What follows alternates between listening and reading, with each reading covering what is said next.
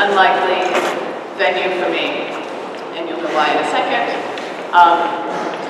And at some level, the pleasure I'm getting out of being here has a lot to do with what I'm going to talk to you about now. How to see or how not to see. I'm not like you, I'm not in your field. In other ways, we share our humanness. But in this way, I am an outsider, which actually makes it very interesting and easier for me to see a lot of things. And so I'm not going to draw the strings, the connections between what I do, I don't think explicitly, and how it might be useful to you. But I hope that I'll provide some way to see it differently. And it sounds like, from what I just heard, happened yesterday with Megan, there's this interesting interest in ordinariness. And I actually am all about ordinariness right here. I study ordinary things. I'm a researcher of animal behavior. Primarily, I study dog behavior.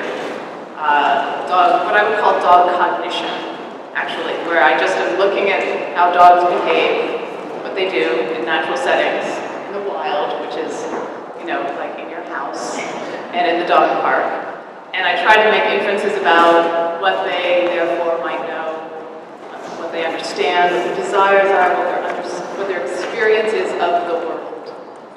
And so in many ways, I'm a professional observer. I'm trained in looking mostly at non-human behavior, but also to some level as a human behavior. And so, as I say, I call this how not to see, actually, because I like to start with a win. And you are all so successful at this right away. We don't see. We already are experts at not seeing. We don't see the world in front of us. We don't pay attention. We actually don't know how to pay attention, even if we're instructed to pay attention and want to pay attention. By just listening to me right now, you are missing a huge amount of sensory information around you. So, the hum of the lights, continuous. The sound of traffic, the chair, movements of fingers on keyboards, shuffling in seats. In your own body, maybe you're holding your tongue on the roof of your mouth, or clenching your jaw, or have tension in your shoulders. We ignore this most of the time. Just bring a little attention to it. Or the map of cold and warm places in your body right now. The backs of your hands might feel cold, or if you're crossing your leg, the space between your legs.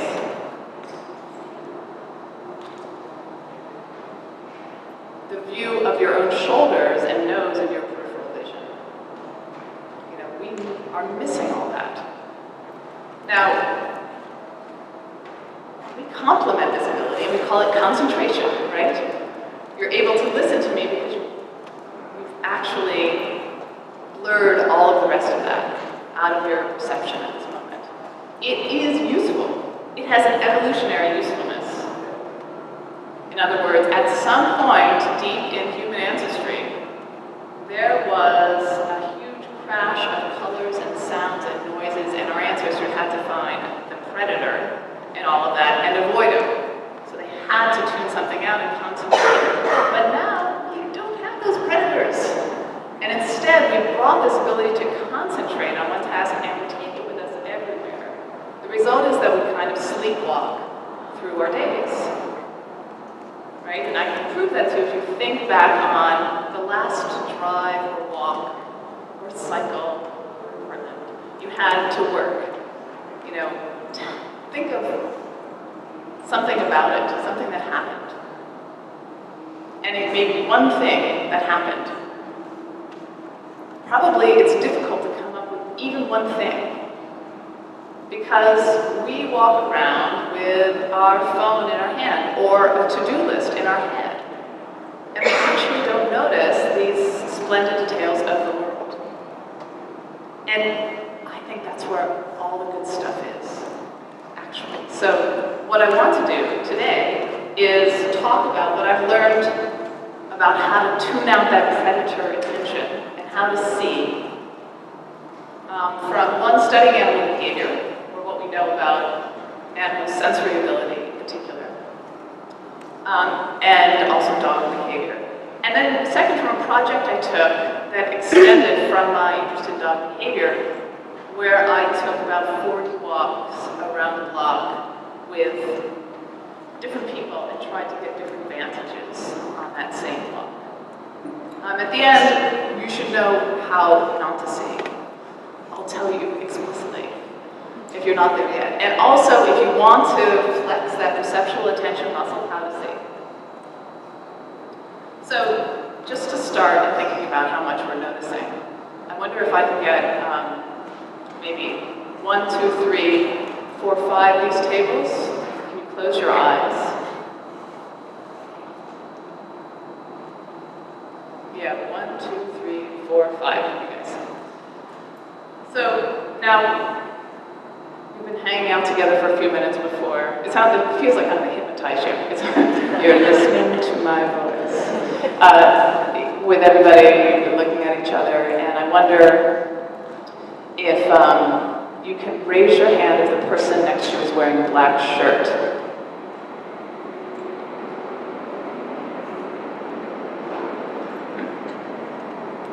Don't open your eyes yet. How about if there's anyone at the table wearing a checked shirt? Okay, open your eyes, look around. How'd you do? You've been looking at each other. Now, for the other half of the room, if your eyes are open, close your eyes. Close your eyes. Now that you've got a chance to look at each other. Am I wearing a black shirt? You've been staring at me. Who thinks so? Oh my God. Well, almost. How about do I have glasses? Who thinks so? Good. Do I have a watch? Great. Open your eyes.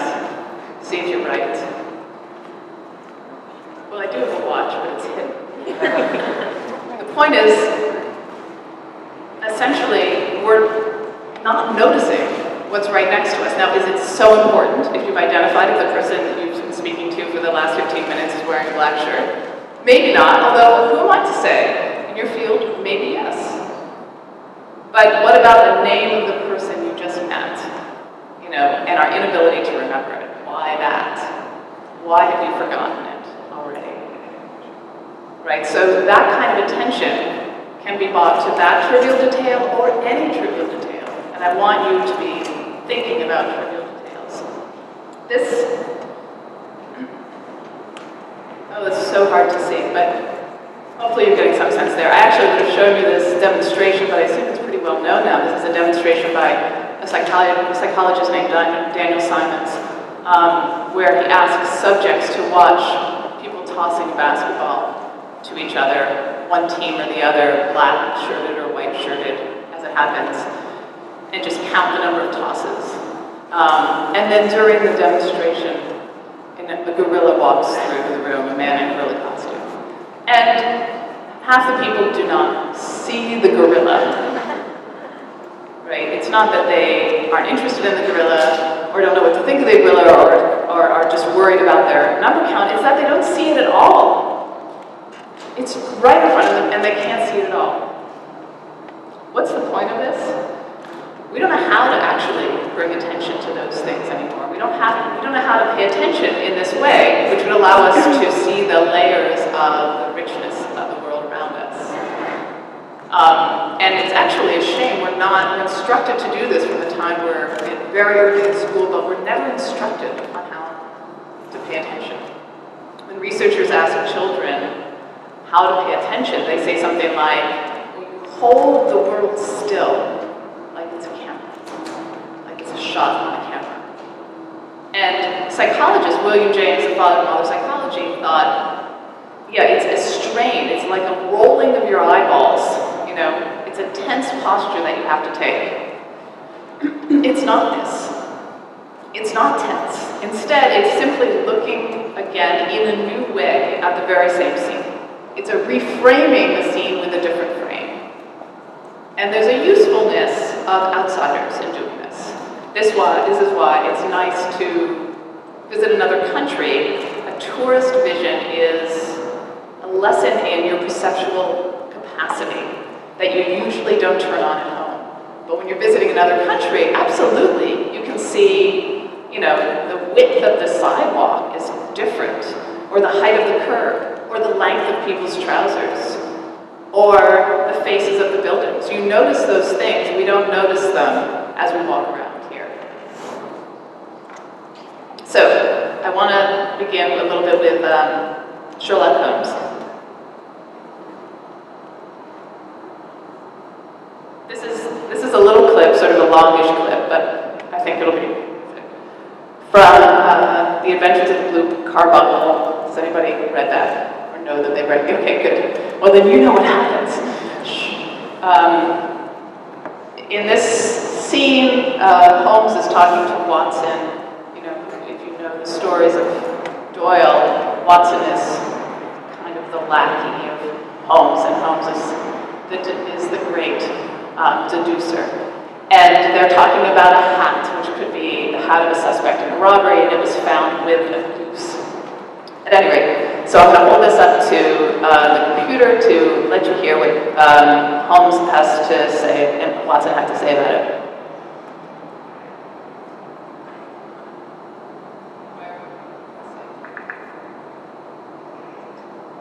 Very hard to hear.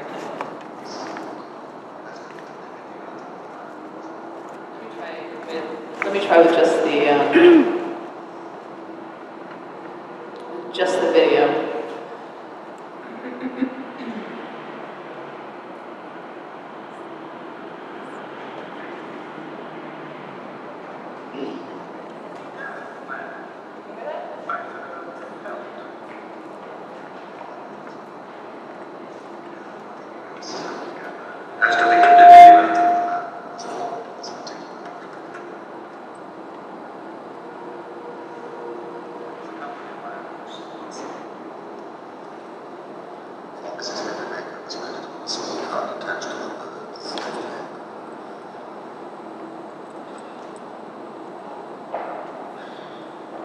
But apart from the initials inside, HB presumably had to make it. I can see nothing. On the contrary, Watson, you can see everything. You fail to reason from what you see. You are too timid in drawing on your thoughts. All right. Well, you can't. So he's showing Watson. Watson says, magnifying glass, looks at the hat, says, you know, there are the initials, HB and paper. So already we know one thing. Holmes has set him up, right? But he hands him a magnifying glass. It's the wrong tool for investigation. As soon as you take a tool to mediate your looking at the world, you're restricting the way you're going to see the world to the capacity of that tool. So he's not going to see anything. But Holmes has a brilliant statement about that. You're too timid in the inferences you form. I think that's a way of saying you're unable to reframe this and look at it in a new way, other than as a hat. Instead, it is a media which will have evidence. All of us are walking media with evidence, right? When you gather demographic data, that is evidence about the person, and the question is how to see it. Mostly you have to ask them about it, but we're walking around with it as well. When you walk around the block, there's a lot of evidence. So let's see what Holmes, if this works, let's see what Holmes could say about it.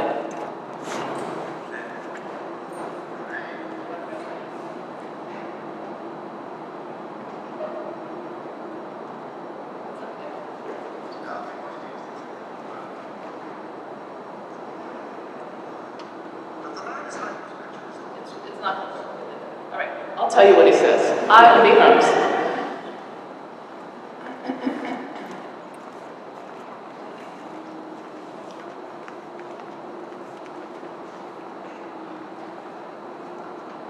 He's an intellectual man. He's recently gone down in fortunes. He had his hair cut, he's middle-aged, uses a lime cream oil. He had recently had gas put on at his house. Remember, this is like early 20th century London. His wife has ceased to love him. What is that? Well, some of those things you could probably see even in the video where it's visible, which are, how is big, he thought, that means the guy's got a big brain. Psychologists would say that actually doesn't hold. But at the time, that was a legitimate extrapolation from the given evidence. He recently had gas put on in his house. There were a number of tallow candle burns on the hat. One tallow candle burn, maybe by accident, 2, but 5 is because you don't have gas at your house and you're constantly lighting tallow candles, standing over them, and they're burning the felt of your hat. All right, he's middle-aged and he uses a lime cream oil we can gather from just hair remnants and smell. His wife has ceased to love him. You have to know something about the culture in which this exists, this story exists, but essentially, he had what Holmes explains as a week worth of accumulation of dust on the hat. And any woman who would let her husband go out of the house with a hat that looks like that no longer cares what he looks like. So he's made those deductions from the same evidence that Watson has, from the same evidence that we could have. And there's no more expertise there. We are the Watsons to Doyle's Sherlock Holmes. But Sherlock is within our ability, it's within our reach. Doyle himself was inspired to write about Holmes from his medical school instructor.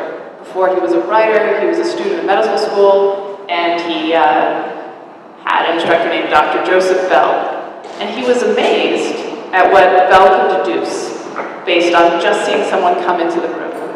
So he could diagnose a person's profession from just looking at them. From looking at their posture and gait, for instance, from looking at the color of their skin. In fact, this was something which doctors used to do quite regularly. They wouldn't do a workup with blood, they wouldn't do lab tests. This was pre-X-ray. They would have you walk to them and they would shake your hand and look at you. Because all of those things are diagnostic about your health, the color of your skin, your posture, the way you stride, tokens of injury. And Bell could tell, Joseph Bell, from one individual coming in and looking at his hobble and a worn away patch on the inside of his trousers, that he was a cobbler. Because that's where the cobblers hold their heavy, smooth lapstones for hammering leather. So Doyle gave that ability, that genius of observation, to Holmes. It's a genius of observation, though, not of learning. This is a skill available to anybody. And again, it's going to flex that attention. So our way into being Sherlocks, to noticing this sort of infinitely little detail around us, not just with each other, but with the world, is going to be through drawing from animal behavior. We want to get a new perspective on the same scene, a reframing of the scene, to see what else there is to see. So I'm going to look at what other animals' perspectives are and try to see if we can get into the mindset of imagining other scenes. A lot of my work has to do with this concept of Umwelt, which is coined by a 20th century, early 20th century German biologist, Jakob von Uexküll. German word, it actually in German means environment. But he was using it, he appropriated it to mean kind of the self-world in which each person and animal lives, the bubble that they have around themselves.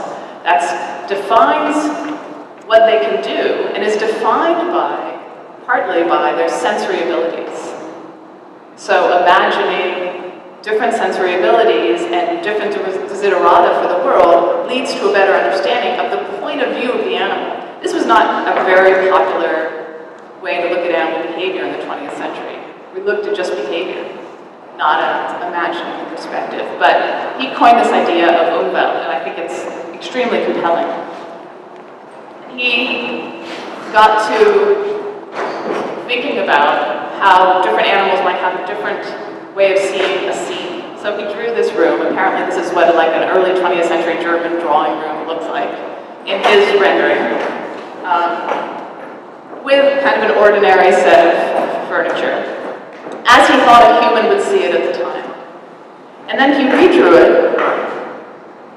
with a sort of pink on the light and on the plates, imagining the perspective of a fly.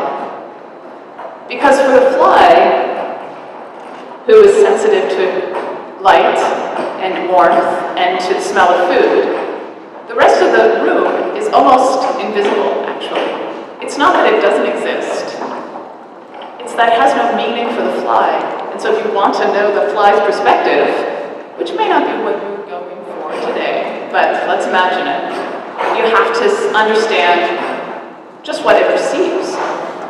For the dog, the colored areas are the things of relevance to the dog. So things which have what he called a sitting tone, places that people or dogs could sit or may have sat. Or, importantly, places which have a human smell still remaining. That's not just the seats and the silverware we use, and of course the interest in the food at the table. It's also the places we sat long ago, or the book we grabbed, or the air current in the corner of the room that's going up the wall. Those are the things, that's the way the dog perceives the room. You know, you might think that this room we are in now can just be seen in this way. This is just the way it is. If someone asked you to describe it, it would be a simple matter of describing a tall structure with a wall of windows and tables with chairs around them and people in those chairs. I don't think we'd have a lot of variation from that. But that is almost certainly what an animal who lives most of their lives with us does not perceive when they're in this room. A dog in this room would not see it like that. Why? Things are not relevant in the same way to the dog, right? When I have dogs at presentations, this is not interesting to the dog, only insofar as I'm going to interact with them. This is invisible at some level. Where people are is of interest, sure, but not for the same reasons. Because there is the scent of people, because there is the promise from people. And the room is defined by its scent differently for us and for dogs. Do you smell anything? Have you smelled anything at all today? You know, as I'll discuss, the dog's world is entirely olfactory, and this room has very interesting smells. It's a tall room, so smells are going to kind of rise up as the day gets warmer, and they rise up along the walls. If you notice a dog spending a lot of time near the walls, it's because the air is changing there. A scent might be at the wall that was in the middle of the room earlier in the day. That is the reality of this room to the dog, which coexists with our perception of it. So to really get into the otherness of an animal's perspective, I want to focus on one of my least favorite blood-eating arthropods, the tick. And this actually is von Uxkill's example. He tries to imagine the Umwelt of the tick. And it leads us to an appreciation of another animal's sensory world, but also realizing how that can change their sense of time.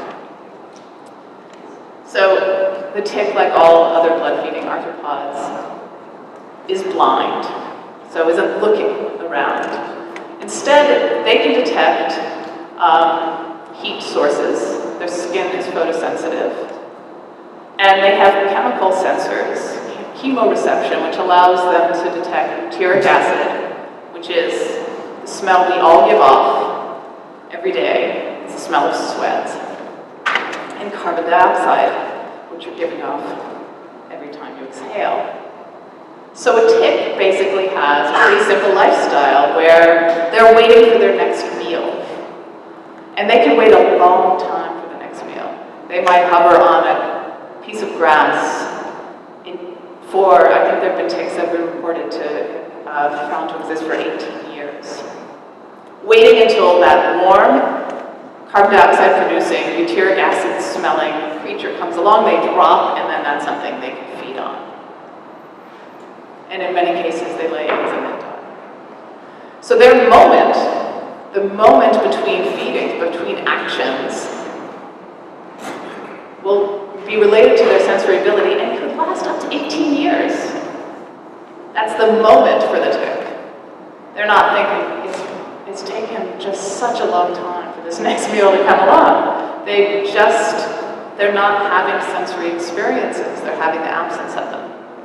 For us, a moment is about an 18th of a second. So the sensory perspective changes our understanding of the worldview of the animal. So here are some other ways to think about it. This is the drawing here is what's called animal cortical magnification. It shows how big each part of the animal would be if it were scaled according to the number of cortical cells in the brain, that are committed to that part, to receiving information about that part. You know, in us too, if we did a cortical magnification of the human, you know, there are parts of the body that have a huge number of cells committed to them in the brain. The mouth and the tongue is enormous. The cheeks, not so much. The fingers of the hand, the genitals, way up there. Not the knees so much, you know. And that does tell us something about us as an animal. The feet, the toes, large number of sensory cells. This is a star-nosed mole, adorable little creature, who has this fleshy Eimer's organ on his face, which is, as you can see in the cortical magnification, enormously represented. Is responsible for probably half of the cortical cells. Half of the sensory cells in this brain are about that organ, because that's a touch-sensitive organ that detects pressure. And he uses it to navigate through the earth. He burrows through the earth with those claws, which are also represented.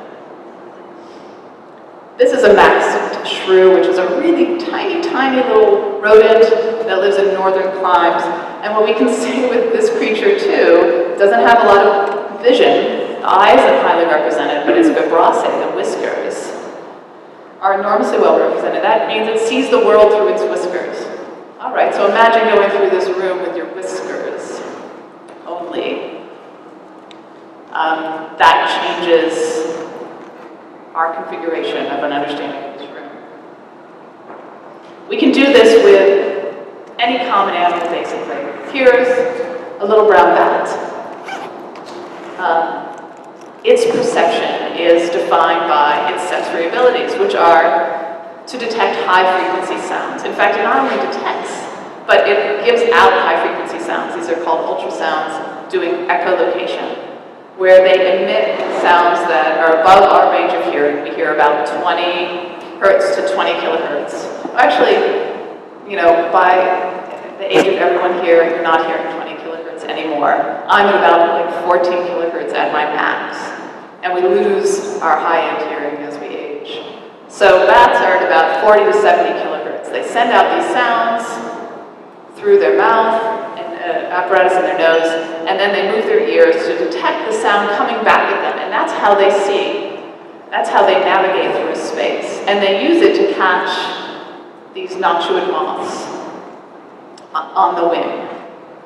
They're extremely good at it. They can weave through a maze of wires hung up in a space through using echolocation.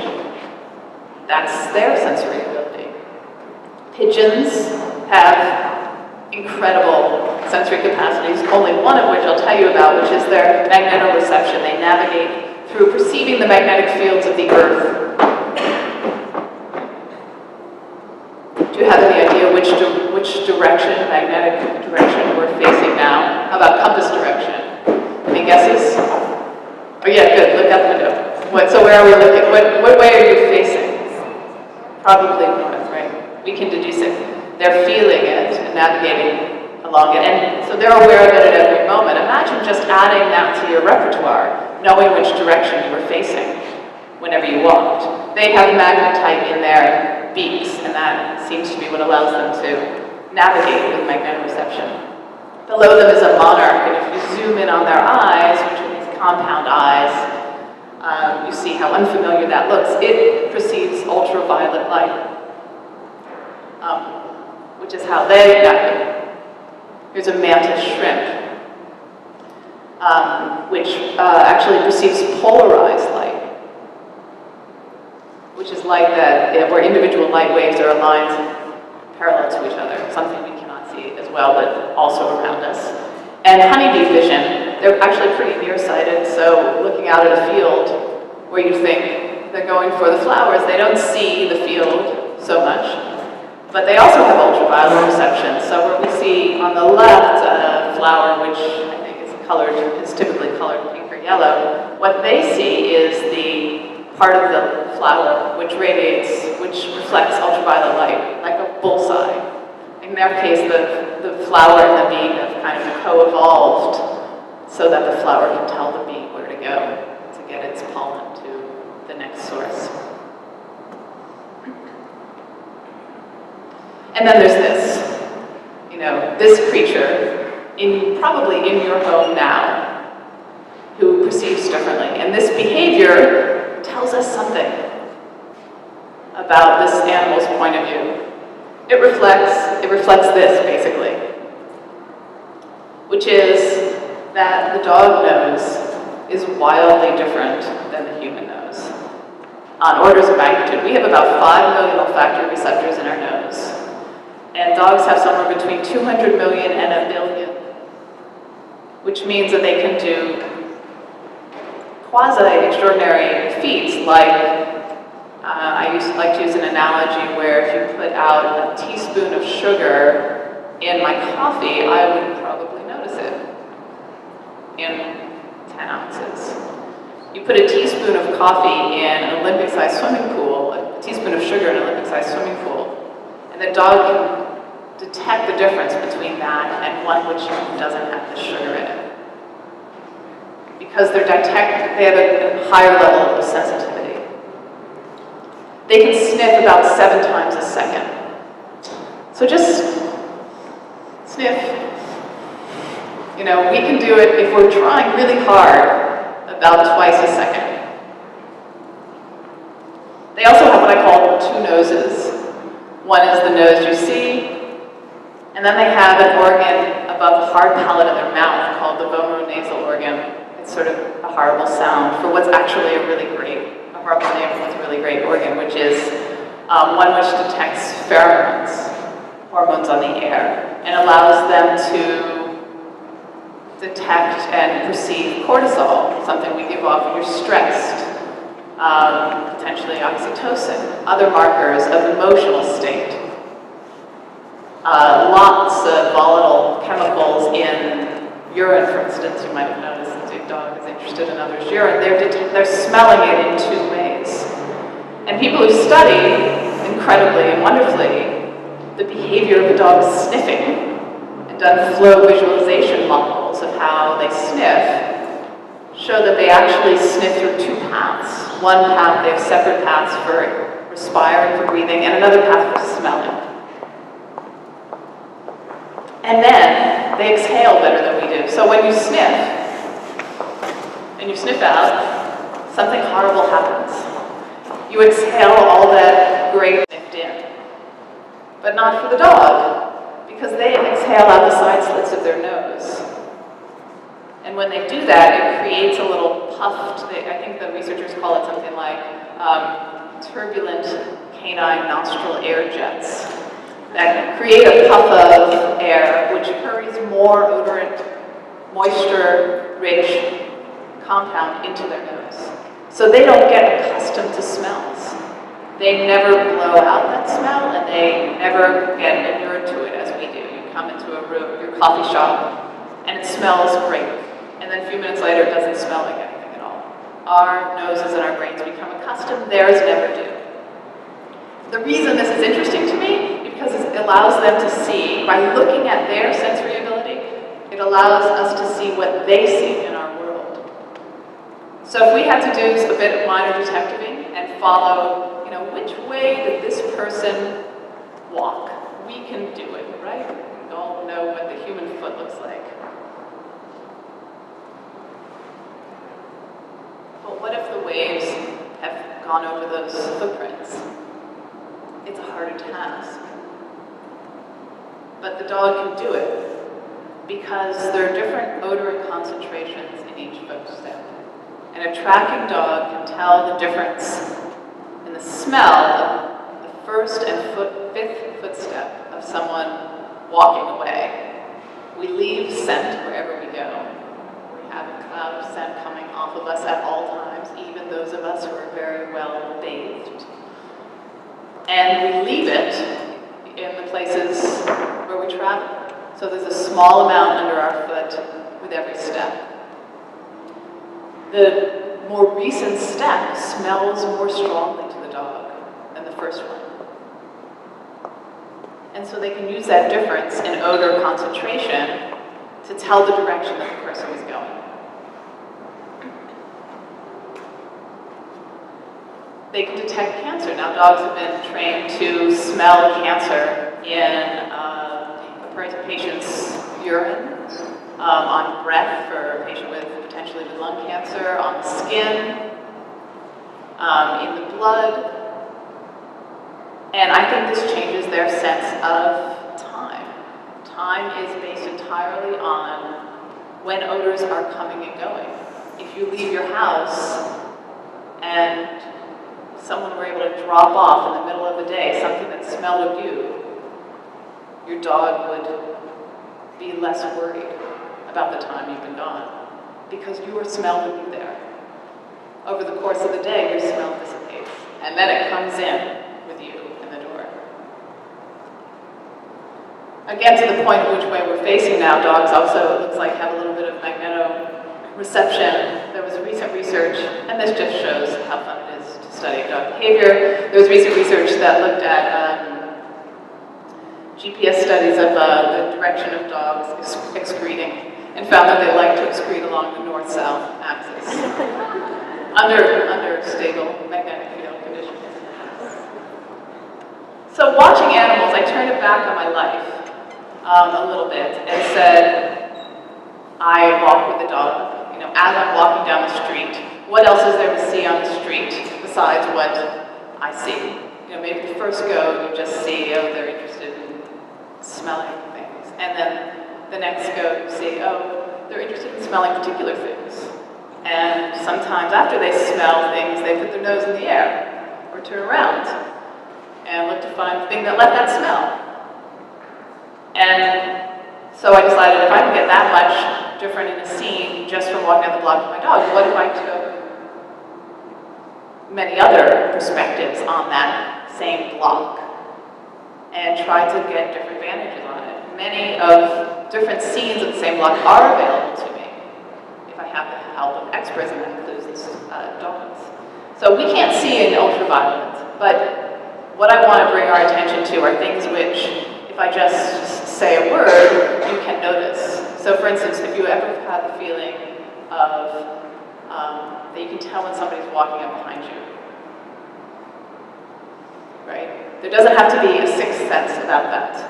You actually have that sensory ability.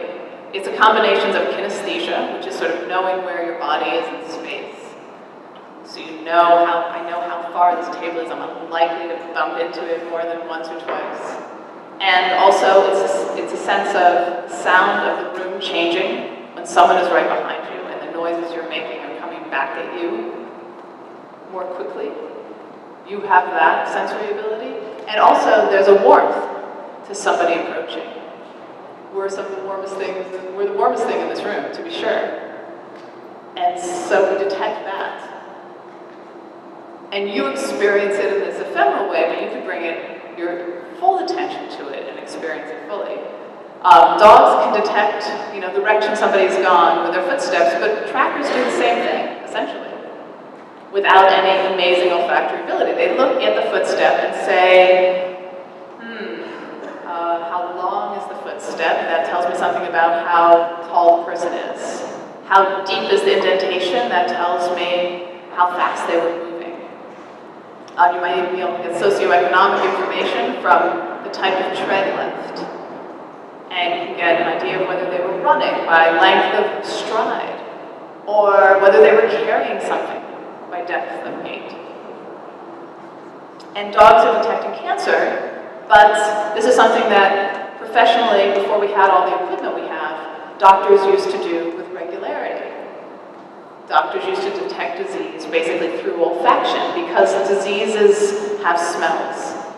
So tuberculosis smells a bit like stale beer, and typhoid fever like freshly baked bread. And diabetics often have themselves a kind of fruity smell, and schizophrenics have a sweaty smell. And all those people did was just bring attention to a component of a person presenting themselves that we don't usually bring, which is smelling them. So I want you to remember that with these examples, I'm telling you this is all about attention. It's not about a trained skill. I mean, skill can aid attention, but it's not needed for it. So I want to do a little exercise in seeing something that you haven't seen on your own body. And it's about the eye, so I want to talk about the eye for a second.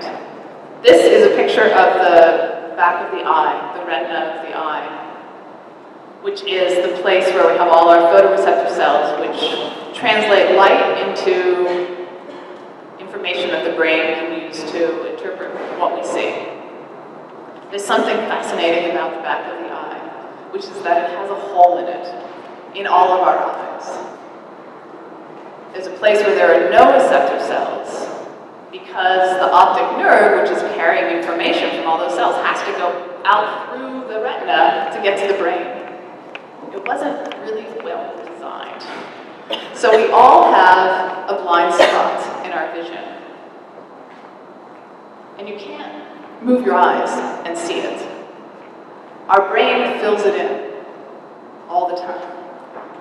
In other words, there's a little image, partly in your peripheral vision, sort of in the center, which you're not seeing, but you have no experience of not seeing, because your brain does some calculation about what's probably there at every second and fills it in. And I think this is a kind of great metaphor for the way we walk through the world, is we see what we expect to see. And we're not looking with that kind of attention, looking in a new way most of the time. So I want to do a little exercise where, I'll show you a little bit of the inside of the eye. So what you have is,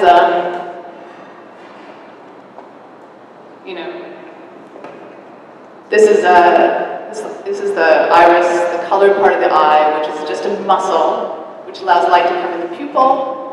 And there's this funny thing about the design of the eye also, it's on backwards. The retina is along the whole back of the eye.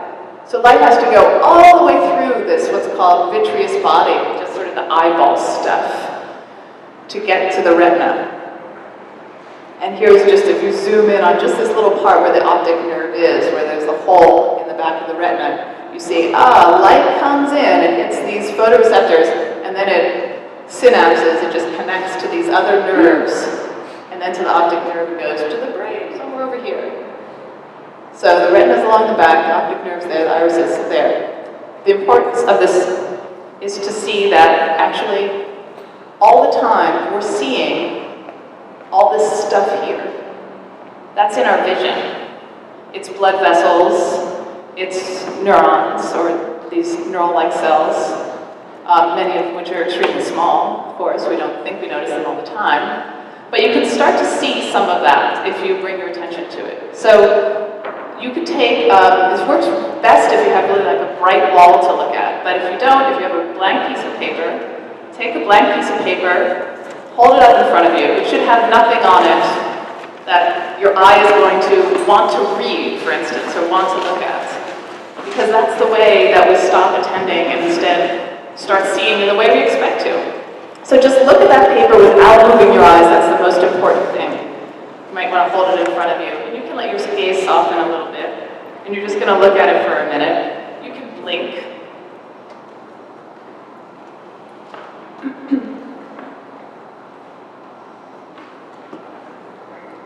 If sort of like looking at those magic eye pictures where it's okay if you let your eyes cross a little bit.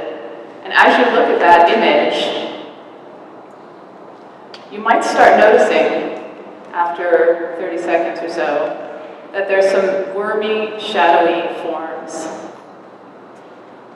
that you see. Especially if you blink, they'll do a little darting back and forth.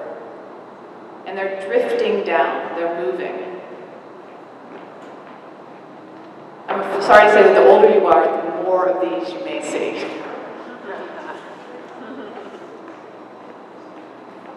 I've got a huge crowd of them going like directly, southeast.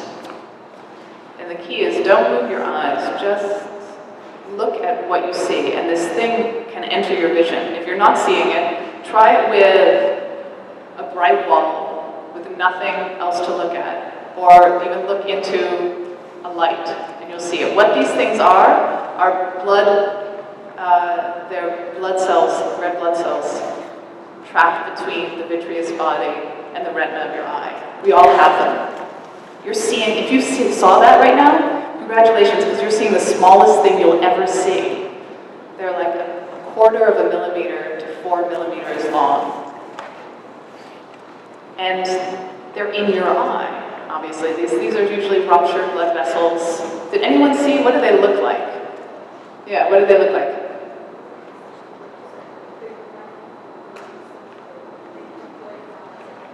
And they keep going down as you keep blinking, right? Yeah, yeah. Wormy things like strands of circles sometimes. You're seeing cells. You're looking at, you don't need a microscope to see the inside of your eye. You just have to look at a blank surface. You see them falling down, but they're actually settling up because the eye is not just on backwards, but upside down. So all the images are seen upside down and then have to be retranslated by the brain. And when your eye, the eye bulb is like, the eye is like a big ice cube in a shot glass. When it sort of settles, the water around it go up. And so these little cells, red blood cells, floaters, move up. So you see them going down. Some people are, if you're a person who has a lot of them and I've just brought your attention to them and now it's going to become a chronic problem, I apologize for that. But they're in your vision always, and we don't see them. We tune them out. Well, that might be adaptive and useful for us, but it's a great example of how we're not seeing what's not just right in front of our eyes, but what's in our eyes. That's the big idea. Is there something that's there to be seen? We can see it. We don't need special equipment, but we're not. And it's also aided by somebody pointing it out. Right? So not an expert necessarily, but somebody who bothers to say, smell, that smell, what is it? Is it popcorn? You can smell it suddenly. Doesn't the hotel smell like popcorn? I don't know. Sniff when you get back, and I think you'll smell it, even if you hadn't before. So this leads to another project I did called On Looking, where I was interested in using just our sensory range to look at the same scene in front of me, an ordinary scene, a boring scene, again and again and again, and to make it unboring, to make it richer, to see the layers that were there, just by this reframing. And I got interested in this project because of walking with my dog and seeing that when I saw her umwelt, I could see an ordinary block differently. So I took a walk around the block where I live in New York City, about 40 different times, with different people, who all had some kind of expertise, which I thought would allow them to see something that I didn't see. These were not professional walkers around the block, right? They were just people who had something they knew that I didn't know, or were constitutionally different than I in some way. So we just took a typical block, and we traversed it again and again. At first, I took a walk around the block, and I saw what I could see, and I'm a professional observer, I bet I can see a lot. And of course, I was immediately undermined by every person who walked with me. There's a word in French, or a phrase in French called déformation professionnelle, which is that people tend to look at every context from the point of view of their profession. Right, so if you're at dinner with an economist, it can be a real pain in the ass because everything you order has to do with some kind of macroeconomic trend. That's the way they're looking at the world. That is their umwelt, actually.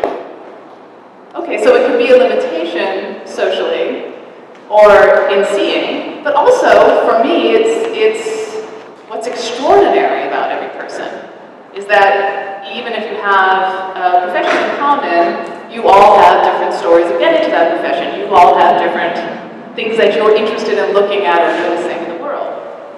And so taking these walks took advantage of that déformation professionnelle of the people. So I walked, for instance, this is that same blog, highlighting kind of the areas that we looked. I walked with an insect tracker.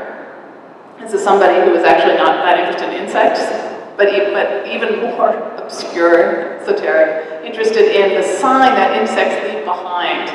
So that's like the web, or the egg cases, or the excreta, or the leaf that they've bitten through, and so forth. So he was an insect sign tracker. And so we looked at the places that might be insects, predominantly, in a city block. So that's like sidewalk cracks. Enormous communities of insects there. Anything biological or near biological. And I'm sorry to say, although I've only highlighted a little bit of it, there are insects everywhere. We are surrounded by insects. That was the lesson I took from that. I walked with an urban wildlife expert. Well, you might not think of there being a lot of wildlife in urban areas, or you think that it's sort of just the squirrel or the pigeon or whatever is native to your urban environment. But really all you have to do is look in the places that are complementary to the places that people want to be. So that's, along the edges of buildings, between a sidewalk and a building, or in an alleyway, or in the curb. In all the in-between places, not the tree, but the pit beneath the tree. I walked with a topographer, an expert in lettering design, and we just looked at lettering. We didn't look with an agenda, we just looked at all the lettering we could find. So that's on various man-made surfaces, typically, but sometimes we would see like accidental lettering. I walked with a geologist, and this gentleman sees really the whole, I didn't think there was going to be a lot of geology in New York City, right? Like there's some big rocks, but of course, everything is either, to a geologist, minerals or living matter. If you're not alive, you're a rock of some sort. And so the whole city is wrought of geology. And the face of a building is different from the concrete of the sidewalk and the asphalt of the street. And the railings and steps to that building are different still. And this, let's see if this works.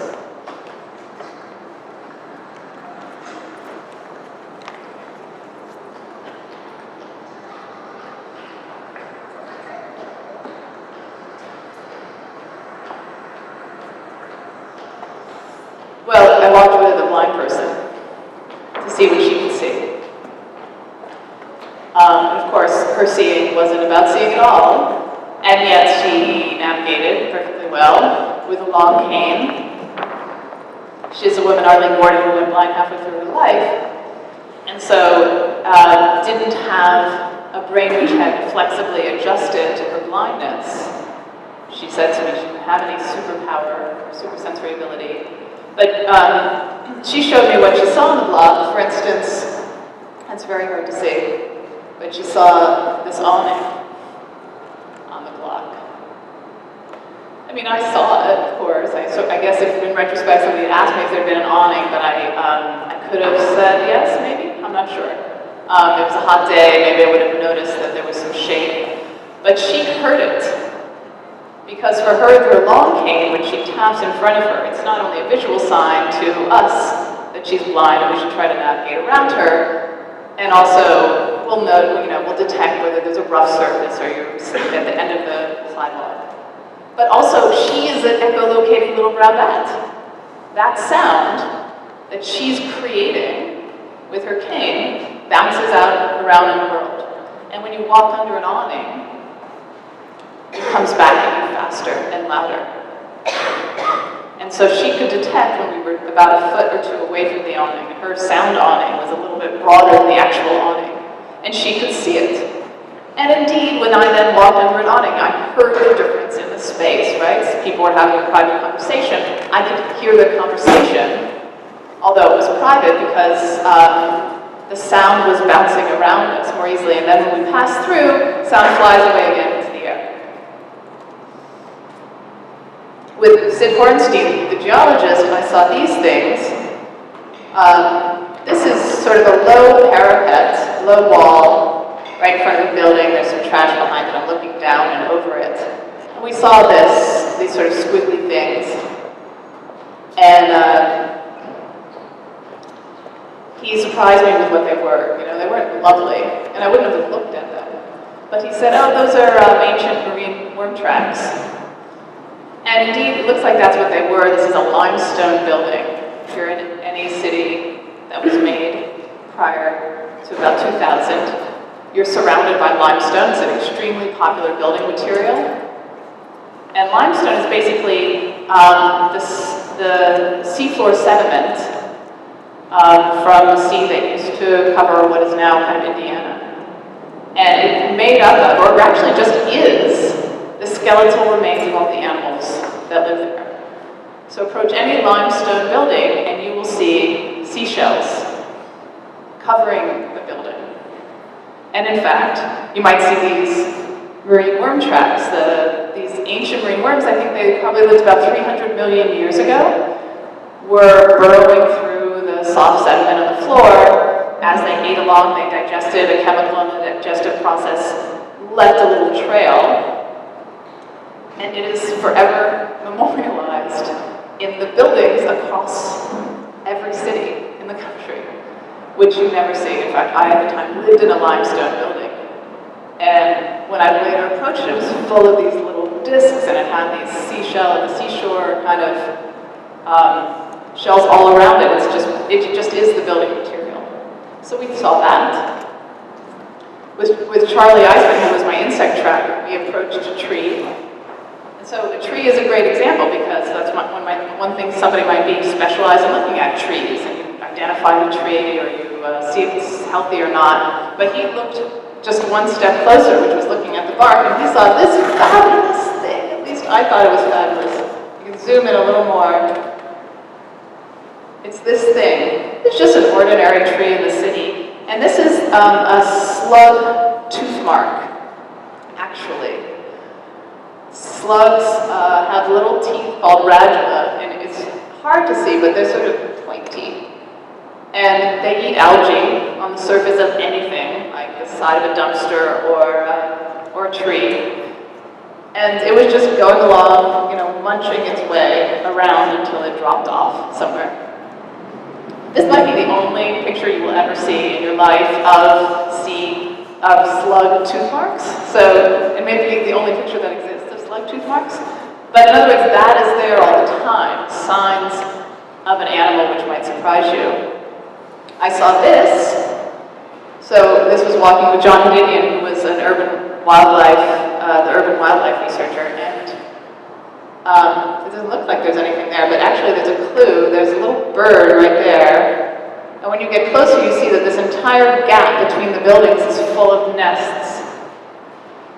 Two things have to happen for you to see that. Just two things. One, you have to slow down walking and look around.